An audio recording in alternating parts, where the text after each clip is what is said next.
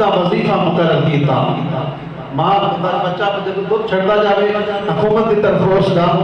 وظیفہ مقرر کیتا بعد جو پتہ چلیا خبر ملی کہ ماما نے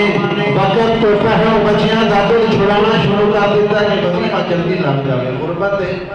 ماما بچیاں دا دودھ عمر تو پہلو ہی ختم کر چھڑانے کی کوشش شروع کر دی تھی جس طرح بچیاں دا دودھ چھڑانے کی ماں کوشش کرتی ہے وقت تو پہلو کوشش شروع کر دی تھی تو عمر ابن خطاب کو جب پتا چلیا کہ ماما نے دودھ وقت تو پہلو چھڑانا شروع کر دیتا ہے آپ نے فرمایا کہ جدوں بچہ پیدا ہوتا جاوے آئندہ تو وہی خدا اسلام کی طرف وظیفہ لگ جاوے گا پہلے دن تو ہی خدا وظیفہ